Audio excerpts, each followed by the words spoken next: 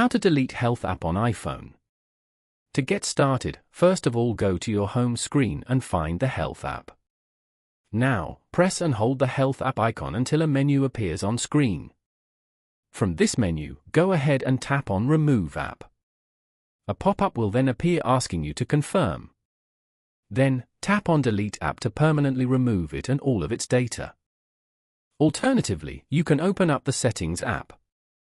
Once inside, scroll down and go until you find and tap on General. Inside the General menu, tap on iPhone Storage. Below this, it lists all installed apps, showing their usage size. Scroll through the list to find the Health app and tap on it.